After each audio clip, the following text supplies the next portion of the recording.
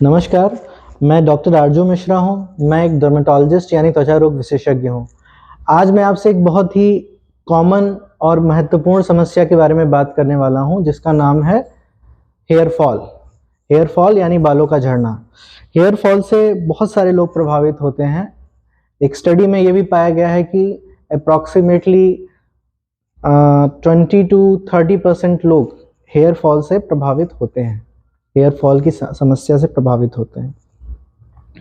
तो अगर हम बात करें हेयर फॉल के कॉजेज़ के बारे में, तो हेयर फॉल दो टाइप का हो सकता है। या तो हेयर फॉल लोकलाइज यानी कि एक पर्टिकुलर एरिया से बाल जा रहे हों, या तो जनरलाइज यानी कि पूरे सर से या शरीर के और हिस्सों से भी बाल जा रहे हों, या तो उस तरीके का हेयर फॉल हो सकता है। पहले हम बात करते हैं लोकलाइज्ड हेयर फॉल की। लोकलाइज्ड हेयर फॉल दो तरीके का हो सकता है। लोकलाइज्ड हेयर फॉल एक तो ऐसा होता है जिसमें कि हेयर की रूट्स डिस्ट्रॉय हो जाती है, जिससे कि वहाँ पर दोबारा बाल का आना बहुत मुश्किल होता है। उसके कई कारण होते हैं। दूसरा कि एक ऐसा हेयर फॉल होता है जिसमें कि हेयर की रूट्स प्रिजर्व रहती हैं, डिस्ट्रॉय नहीं होती। अगर सही समय पे हम आइडेंटिफाई कर लें, तो उसका सही ट्रीटमेंट कर लें, तो पूरी तरीके से वहाँ पे हेयर आ सकते हैं। इवन जिनमें रूट्स डिस्ट्रॉय होती है हेयर की, तो वो रूट्स एक दिन में डिस्ट्रॉय नहीं होती है। उसको डिस्ट्रॉय होने में काफ़ी समय लगता है। अगर समय पर उस बीमारी को पकड़ा जाए, तो उस केसेस में भी जो लॉस है उसको हम मिनिमाइज कर सकते हैं कम से कम, ताकि हेयर की रूट्स डिस्ट्रॉय हो और सही समय पे बीमारी को कंट्रोल किया जा सके और उसका सही ट्रीटमेंट किया जा सके। तो ये तो हुआ लोकलाइज्ड हेयर लॉस। और अब हम बात करते हैं जनरलाइज्ड हेयर लॉस की। लोकलाइज्ड हेयर लॉस में कई सारे कारण होते हैं, जैसे फंगल इन्फेक्शन की वजह से भी हो सकता है हेयर लॉस, या कई ऑटो इम्यून यानी इम्यूनिटी जब अपने ही हेयर रूट्स के अगेंस्ट काम करने लगती है, उसके वजह से हो सकता है। या और कई कारण, जैसे कुछ लोगों को जन्मजात कुछ बीमारियां होती हैं, ट्रेंगुलर एलोपेशिया जैसी बीमारियां होती हैं, उनमें हेयर लॉस हो सकता है लोकलाइज्ड। अब हम जनरलाइज की बात करें, तो जनरलाइज के कई सारे कारण हो सकते हैं। जनरलाइज में हम बात करें तो सबसे पहले बात करते हैं न्यूट्रिशनल डेफिशिएंसी। न्यूट्रिशनल डेफिशिएंसी मतलब कि कुछ ऐसे चीज़ें हैं जो कि हेयर की ग्रोथ के लिए न्यूट्रिएंट्स हैं, उनके ग्रोथ के लिए इम्पॉर्टेंट होते हैं। अगर उनकी कमी हो जाए शरीर में, तो उससे बाल झड़ते हैं।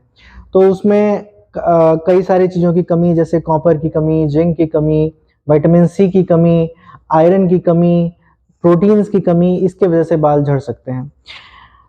देन हम बात करते हैं, कई सारी ऑटो इम्यून डिसीजेज होती हैं, जिसमें जैसा कि पहले लोकलाइज्ड वाले में बताया कि वो अपने ही रूट्स के अगेंस्ट इम्यूनिटी काम करने लगती है, हेयर रूट्स के अगेंस्ट, तो उससे बाल झड़ते हैं। तो वो पूरी बॉडी को भी इन्वॉल्व, यानी कि वो एक डिफ्यूज यानी पूरे शरीर में भी और पूरे सर के बाल उसमें उन बीमारियों में भी झड़ सकते हैं, जैसे एलोपेशिया एरिएटा एक ऐसी बीमारी है।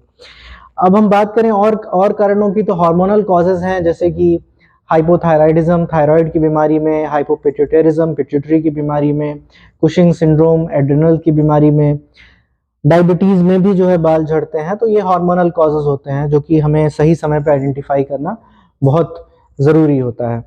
उसके अलावा कई सारी ऐसी दवाइयाँ होती हैं जो जिनके चलने से बाल झड़ सकते हैं, जैसे कैंसर के ट्रीटमेंट में बहुत सारी ऐसी दवाइयाँ यूज़ होती हैं जिसकी वजह से बाल झड़ते हैं। तो उसको आइडेंटिफाई करना और ट्रीटमेंट को मॉडिफाई करना उस केस में कई बार ज़रूरी होता है। देन हम बात करें पैटर्न हेयर लॉस की। पैटर्न हेयर लॉस यानी कि मेल पैटर्न और female pattern hair loss. Male pattern जो अमूमन हमें बहुत लोगों में मिलता है कि मेल्स में यानी आदमियों में बाल जो है साइड से और बीच से सर पे उससे झड़ते हैं, तो वो भी एक तरीके का जनरलाइज्ड हेयर लॉस का टाइप है कि उसमें पूरे सर के बाल उस तरीके से थिनिंग होती है और झड़ते हैं। उसको सही समय पे आइडेंटिफाई करना ज़रूरी होता है। फिर हम बात करें कुछ बीमारियां, जैसे कि एक्यूट मतलब कुछ समय में बाल, कुछ बीमारी होने के बाद बाल झड़ने लगे, या सर्जरी के बाद बाल झड़ने लगे।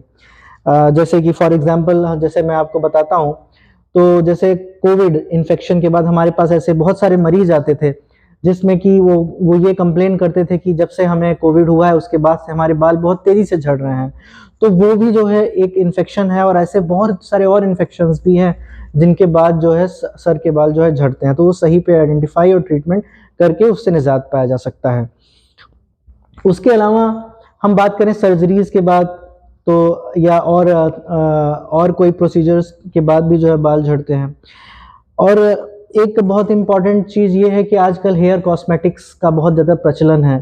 हेयर स्ट्रेटनिंग, केराटिन ट्रीटमेंट और भी हेयर ग्रूमिंग प्रैक्टिसेस, ये सारी चीज़ें बहुत सी पॉपुलैरिटी में है। तो बिना कई बार हम सही जगह से या फिर जिसको सही तरीके से इसके बारे में जानकारी नहीं है उससे अगर हम ये प्रोसीजर्स कराते हैं तो उन प्रोसीजर्स में हेयर लॉस या हेयर शाफ्ट वीक हो जाती है और काफ़ी ज़्यादा क्वांटिटी में हेयर फॉल हो सकता है। तो हमें सही जगह से ही ऐसे ट्रीटमेंट कराना चाहिए और अगर ज़रूरी ना हो तो अवॉइड भी करना चाहिए।